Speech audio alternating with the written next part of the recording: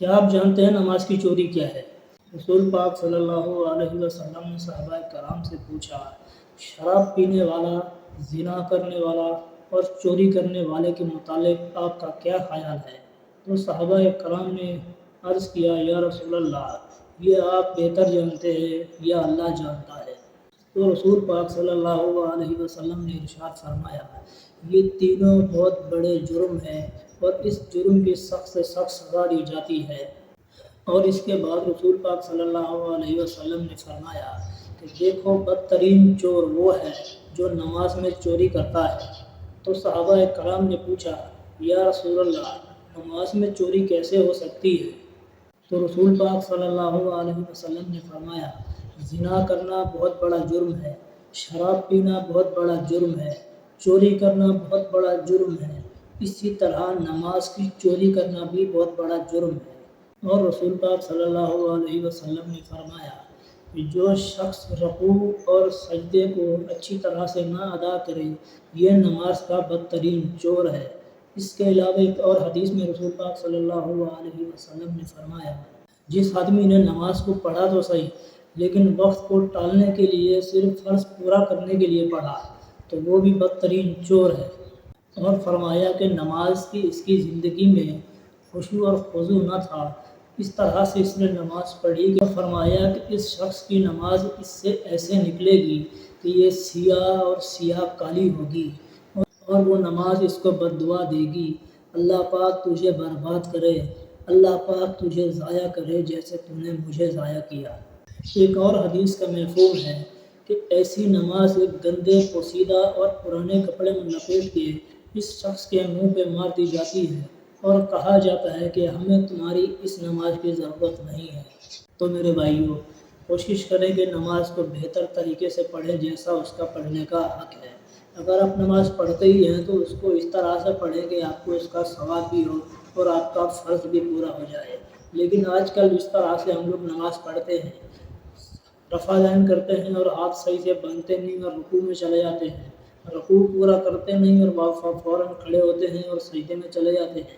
تو ایسی نماز میرے حساب سے ٹکرے مارنے کے برابر ہے، ایسی نماز کا کوئی فائدہ نہیں ہے، کیونکہ حدیث پاک کے مفہوم ہے کہ حضور صلی اللہ علیہ وسلم نے خود فرمایا کہ ایسی نماز انسان کے منہ پہ مار دی جائے گی۔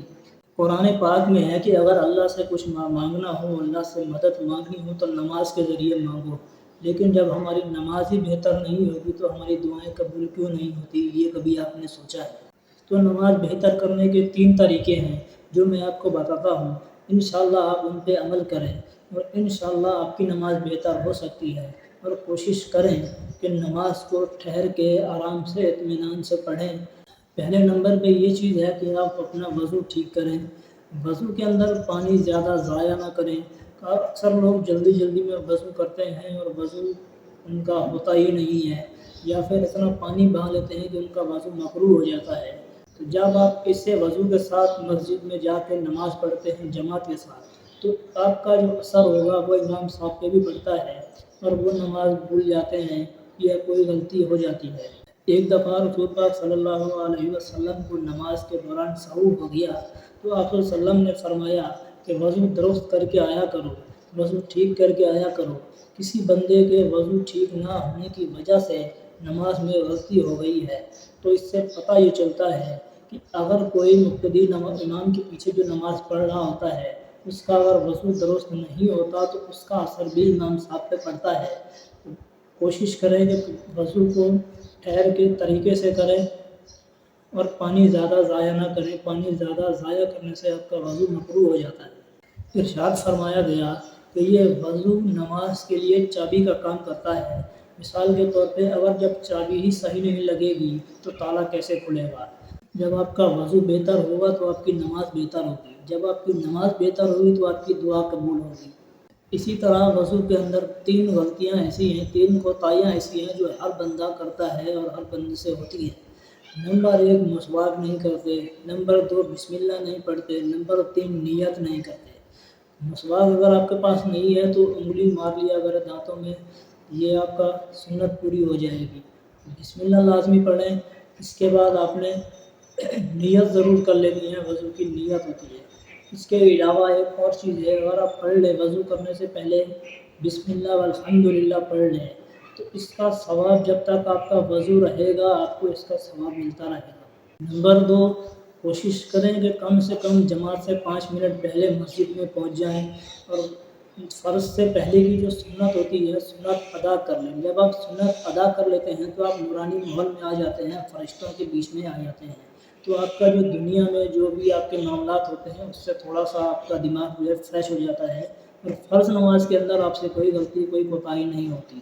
تیسرے نمبر پہ یہ چیز ہے کہ آپ اپنے رکوع اور سجدے کو اطمینان سے لمبا کر کے پڑھیں، اور جب آپ امام صاحب کے ساتھ نماز پڑھ رہے ہوتے ہیں اس میں اگر آپ کی کوئی چیز رہ جاتی ہے کوشش کریں کہ آپ پہلے اس کو پورا کر لیں۔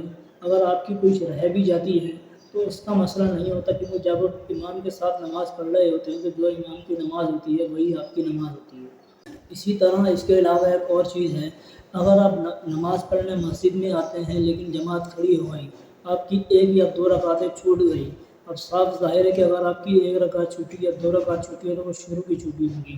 اکثر لوگ کیا کرتے ہیں، جیسے امام صاحب سلام پھیرتے ہیں تو یہ کھڑے ہوتے ہیں اور کچھ پڑھتے ہیں، پتہ نہیں پڑھتے بھی ہیں یا نہیں پڑھتے ہیں، امام صاحب کے دعا مانگنے سے پہلے یہ سلام پھیر کے بیٹھ جاتے ہیں، تو ایسا کرنا غلط ہے۔ جب آپ پہلی رکعت آپ کی مثال کے طور پہ چھوٹ گئی ہے تو پہلی رکعت کو آپ نے اس طرح سے پڑھنا ہے جیسے آپ اگر امام کے پیچھے نہ ہوتے تو پڑھتے ہیں۔ آپ نے ثنا پڑھنی ہوتی ہے، سورہ فاتحہ پڑھنی ہے اور ایک آیات ملانی ہوتی ہے۔ اگر 2 رکعتیں چھوٹ گئی ہیں تو دونوں کو ایسے ہی پڑھنا ہے۔ جب آپ کی 2 رکعتیں چھوٹتی ہیں، آپ 2 رکعتیں پڑھتے ہیں امام صاحب کے ساتھ، تو 2 رکعتیں جو آپ پڑھتے ہیں وہ آخر والی ہوتی ہیں، تو آپ کی جو 2 رکعتیں چھوٹی ہیں وہ پہلے والی ہیں، تو پہلی 2 رکعتیں آپ نے اسی طرح سے پڑھنی ہے جیسے آپ پہلی رکعت کو پڑھتے ہیں امام کے پیچھے اگر نہ ہوتے تو اللہ تعالیٰ سے دعا ہے کہ اللہ ہمیں دین کی سمجھ عطا فرمائے اور نماز کو صحیح سے پڑھنے کی توفیق عطا فرمائے جیسے نماز کو پڑھنے کا حق ہے۔ آمین ثم آمین۔